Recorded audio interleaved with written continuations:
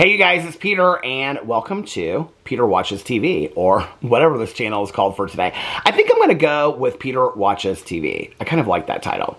So today I wanted to talk about this show that I finished last night, and I mentioned it a little bit over here yesterday, and if you watch my drama channel, I made some jokes about it, but I loved the show. So the other night I was looking for something true crime to watch. I'm in the middle of binging The Walking Dead. I watched it years ago, and I got through season 6 and just stopped. And then I started watching Fear the Walking Dead, and just recently I finished Fear the Walking Dead. And so now I'm binge watching The Walking Dead, starting from season 7 and going forward. And I'm kind of bored, to be honest with you. And I actually even Google search. So while I'm watching shows, I sometimes look up stuff about the shows, the cast, where they're at today, other things they've been in. I don't actually, not often. I always do that. And that's kind of what led me to this video today. And so I was Google searching the other day. I was like, what's the worst season of The Walking Dead? And it consistently came up season 7 and 8, and I'm right in the middle of season 7. And so I was like, I think I need a break. I think I need a break from The Walking Dead. And so the other night, 2 nights ago, I was like, I want to watch something, true crime, thriller. I love all that kind of stuff, right? And so I had a bunch of true crime documentaries on my different lists. We have every streaming app in the entire world. And so I had them all saved, and I was going through them, and I was like, and I actually had 2 on Amazon Prime that were about 9/11, and I was actually thinking about watching them because they looked very, very interesting. One of them showed everything that happened in real time to the people that were working the situation, and the other one was phone calls that people had received from that. And so I was like, well, that's kind of really sad. I don't know that I want to watch that tonight. And then I went over to Netflix, and I like to look at the shows that are trending on Netflix, which will probably be many of the shows that I cover over here on this channel, not just reality TV anymore, but all shows. And so I was looking through the list, and I've been wanting to see Reindeer Baby, which was a series that just came out over there. But number 1 for the last couple days has been this show called Unlocked. And so I watched the trailer for it. Now, back in the day, I used to watch a lot of jail shows. I watched that show, I think it was called 90 Days In, where they brought people from society that weren't offenders to go into a jail and act like they were, to see and talk about the jail and what needed to be improved and if they could survive and whatever. I watched that show consistently. Orange is the New Black, which is a fictionalized show. I watched that. Wentworth, which was the Australian show. Loved that. For years and years and years, I've watched jail fictionalized shows, and I've also watched a lot of reality shows about jails and stuff like that. And I think part of the reason why I've been attracted to a lot of those shows is, for those of you that know, I've been sober since December 17th of 1994. I actively work a 12-step program. You do not have to stay sober working a 12-step program. There are many, many ways to get sober, but that's the way that I do it. And I've had so many friends of mine that, I've served county time and things like that in jail, but I've had so many friends of mine that have gone to prison for long periods of time for drug charges. And I know a lot of people that have been in and out of the Department of Corrections and things like that. I used to work within the Department of Corrections indirectly as an addictions liaison, and so I have a lot of knowledge about that, and it's interesting to me. And I also, I guess the other jail show that I watched was Love After Lockup and Life After Lockup. And so I have a lot of interest in that, but I haven't watched those shows actually. I think probably, Love After Lockup and Life After Lockup I just recently watched, but I haven't really watched those shows since Wentworth ended. And so I saw this show come up, and I thought, well, is this just another show about, people being incarcerated and all that kind of stuff? And I looked at the trailer, and I found that it really wasn't about that at all. It was about prison reform and the sheriff in this county jail in Arkansas, outside of Little Rock, Arkansas, or in Little Rock, Arkansas, that he decided to take this unit within this county jail that had serious offenders. Some of them have capital murder charges and things like that, and he was deciding to do this prison reform, and basically the prison reform, it's 8 episodes, okay, and it's right now, I think it's trending number 1 on Netflix, but the prison reform that he was going to do was that at the time that the show started, because of their behavior and their acting up within the unit, they were on 23-1, which means that they were locked in their cell for 23 hours, and they were allowed out for 1 hour. Now, when you think of it that way, okay, the 1 hour that they were out also included their 3 meals a day, them having yard time and them being able to be with each other. So they weren't really communicating with each other, and they weren't really interacting with each other.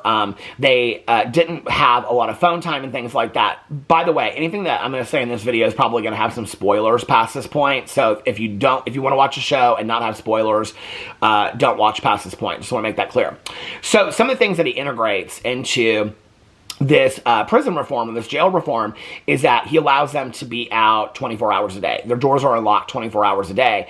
And then he also has no deputy in the unit. So the deputies are watching on camera, but they're not actually in the unit to stop fights, to stop making hooch and drinking alcohol, to stop smoking, to drug use, things like that. There's none of that goes. There's no deputy in there monitoring any of that. And it was supposed to be a 6-week experiment that he ran to see if this would work or not. And throughout the period, depending on how well they did, he allowed other privileges as well. Like one privilege that he started was free phone calls, because a lot of the inmates were they didn't have money on their phone cards or on their accounts that they could call outside. They couldn't call attorneys to get their cases taken care of. They couldn't call families and things like that. And so they got free phone calls.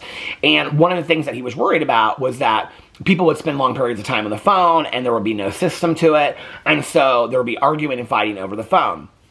Also, that people would talk to their families at home, or they wouldn't be able to get a hold of families at home, and that would affect their mental health issues and things like that, as far as them not being, okay. The second part of the privilege that he installed was, or the third part actually, because the first part was leaving the doors open. The second part were the phone calls, and the third part was that he allowed 2 visits a week instead of just 1.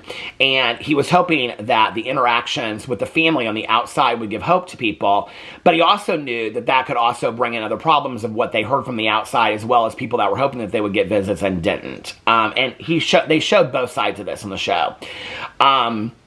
The show is actually really well done. I talked in my Drama Channel video, I kind of made a joke about it, about, being a little attracted, back in my day, 29 years ago, to the bad guys. And there's actually 2 people in the show that, that look a lot like guys I used to date back in the day. The Randy Randall guy looks like somebody that I was in a relationship for a while.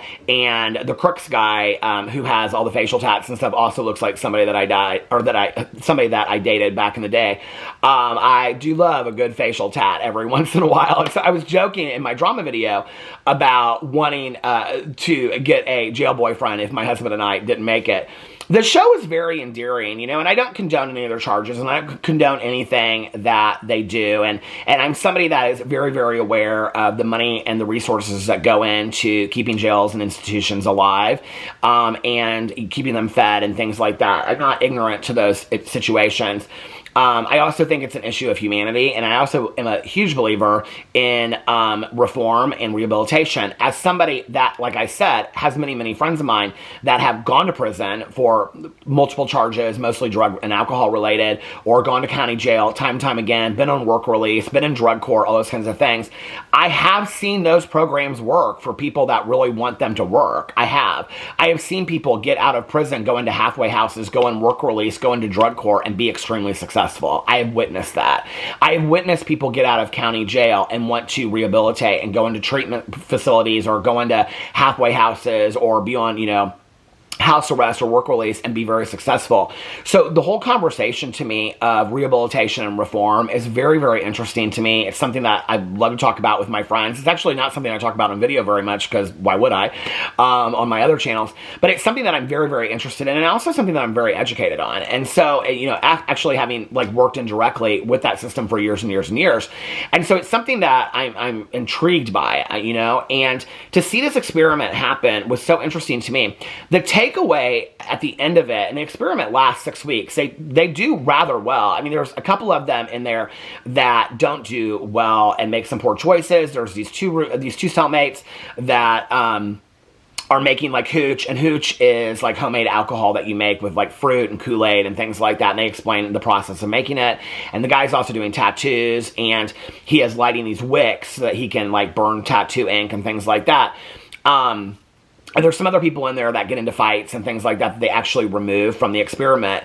One of the most interesting parts is this guy named Eastside, who he's the one that does the tattoos, and he's also making the hooch. So many people within this pod, this unit, they really want it to work so that it will stay open, because they're so afraid that it's going to go back to 23-1 and instead of being open 24 hours.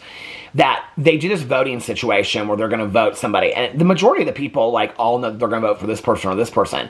Well, this East Side guy, there's a humanity about him, and you can tell. And I think at the end of the show, it said that he was still serving 3 years in prison.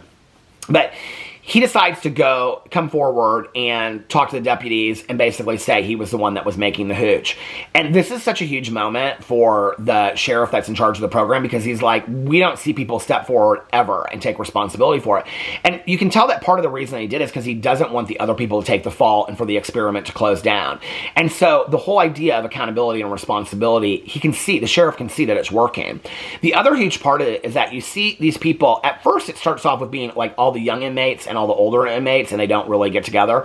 But towards the end of the show, you see that they're like sharing stories with each other, and they're, communicating with each other and building relationships. And the younger guys are learning from the older guys, if not only, I don't want to be in here as, a lifer and things like that. And so the communication between the outside, the visitors that they have, and the inside, and the people within their own pod that they're communicating with is a huge factor. They show just that alone, just that communication is a huge factor of rehabilitation and reform. And it's really cool to see, honestly. There's a lot of people in there that are there for they're all serious charges, but that, like, there's a guy in there that's there for capital murder. And I think at the end of the show, it said he went on to get life plus 15 and things like that. But the whole idea of this experiment, because he says at the end of the show, like, if it can work on this pod, then maybe it can work in other pods as well. And so I was looking up last night. I wanted to look up and see where the guys were today, and it was kind of sad. I found out that the Crooks guy that looks like the guy that I dated back in the day, he actually got out and went to treatment in Florida, and he is reincarcerated. And they talk about the recidivism rate and things like that, which they stated the recidivism rate in Arkansas was 50% within 3 months. So within 3 months, I think that's what they said, that recidivism rate means people that reoffend and are back in jail. And they said the recidivism rate was 50%. So that means 50% of people that are incarcerated are back in jail within three months. 3 months, or I think 3 or 6 months is what they said. So the guy that got out, he and his sister is on it, and she's so sweet too. And he goes to treatment in Florida, and they show that at the end, but they don't show. I followed up. I read an article about it that he actually got out and he's in Florida, and he's incarcerated on drug charges, which is really sad. And there's this part of me that like wanted to reach out to him and be like, you can do it. Like, anybody, we do recover. Like, I know people that have gone to jail multiple times, and went to jail until they were 50 or 60 years old, and then finally got sober. We do recover. You can recover. You can do this. I had so much hope for this guy. I was like, you know what? Just because you are back in jail now doesn't mean that you're not going to get it the next time. You can do this. You can recover. And so I was like Google searching all this stuff that came up, and what I found was that there was this huge controversy about this show. And so I found this article, and this is on Forbes, and it says, "Is Netflix Unlocked a Jail Experiment Real? The Controversy Explained." And right here is the sheriff of the guy, and it says on here, "Netflix new reality series is not like any other. In the social experiment, incarcerated men are given increased autonomy in hopes of creating a community-driven atmosphere and deterring future criminal behavior. But is Netflix Unlocked a Jail Experiment real?" And it goes on here, and it's absolutely 100% real. Over 6 weeks and 8 episodes, 46 inmates in the Pulaski County Regional Detention Facility in Little Rock, Arkansas. Sheriff Eric Higgins, who is behind the unique experiment, wanted to discover what would happen when unit cells were unlocked for 6 weeks. "We thought, what can we do to create some ownership for these detainees in that unit? How do we make the facility safer? And what can we do to still hold them accountable but empower them at the same time?" And it goes on to say, it's an unscripted real-life social experiment conducted by the Pulaski County Regional Detention Facility in Little Rock, Arkansas. Although the series was advertised as having no locks and no officers, that was actually not the case. In the ordinance, wrote that officers were stationed in the H unit approximately 6 to 8 feet from 2 secure doors. Oh, I wasn't aware of that. An officer was also monitoring cameras in the unit, and deputies were in the unit consistently. Higgins also said that no locks meant their cells were open and inmates had a higher degree of freedom. County Detention Center is a direct supervision facility, which means the deputies are inside the unit with detainees. And it goes on and talks about all this kind of stuff about the unit. Our reentry unit is for detainees who want to help with their addiction or other issues they're dealing with. There's an interview process. It's an open barrack unit, and it's a safe and center facility. And that's the lower level that they're talking about. And so he's trying to work them towards that. Why is Netflix unlocked jail experiment controversial? Now, this is very interesting. State officials are looking into Higgins, that's the sheriff, decision to allow a production crew to film inside the Pulaski County Jail. The Pulaski County Quorum Court has questions about the docuseries and passed an ordinance at the end of March to learn more. The ordinance required Higgins to answer around 40 questions and provide any copies of any agreement signed, any lists of reimbursements and compensations that came from filming, as well as questions regarding who knew this was taking place when it happened, and more. Justice of the Peace, Phil Stowers, District 13, said there are concerns that this is a bad look for the county, and it goes on and on and on. The questions and concerns are, why did this have to turn into a reality TV show? In April, Higgins responded to the ordinance and disclosed that $60,000 was paid to those participating in the show, payable to the Pulaski County government. 2 PCSO employees were paid $40 per hour for their off-duty hours, but no other compensation was given. When asked if PCSO adhered to the policies and protocols while conducting the experiment, Higgins said yes. It goes on to talk about how he wanted to humanize people, but there's actually more about it than that, because apparently he didn't have, hold on, I want to find out about it. He didn't have authority to actually film this, and that's where the controversy is coming. Hold on, I'm going into another article to find it because I want to read about this. Hold on a second. Less than a week after its April 10th premiere, Unlocked has become the #1 series on Netflix, outranking recent hits including Three Bottom Problem. What is it talking here about? Where it was... well, there was something about where he had to get approval, and he didn't get approval. Shoot, where is this at? Shoot. Okay,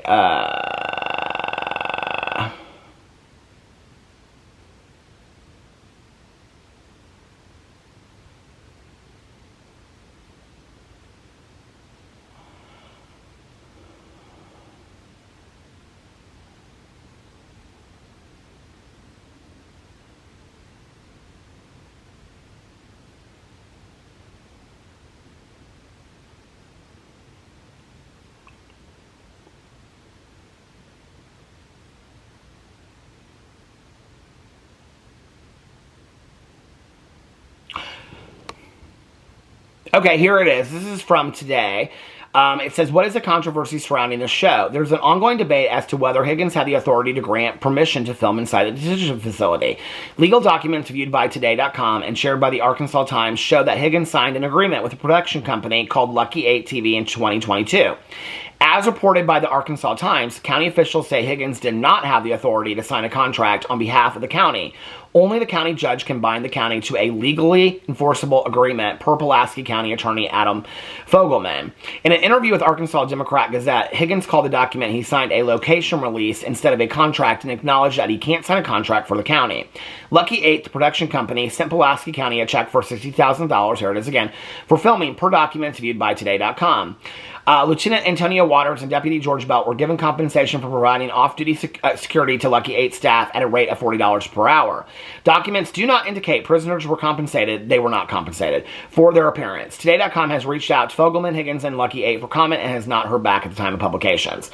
So, very, very interesting. At this time, the show has not been renewed, but I am ready for a second season. I would love a second season of the show. I have to tell you, it is probably one of the most binge-worthy shows that I've watched in a long time. I watched 4 episodes one night, 4 episodes the next night, but I actually could have stayed up all 8 hours and watched it all. The episodes are like, one episode's like 48 minutes, the next episode will be 33, then 38, then 52. It's like all the episodes are different amounts of time. So, but I loved it. I love the show, and I would highly recommend it to anybody that's interested in these kinds of things out there.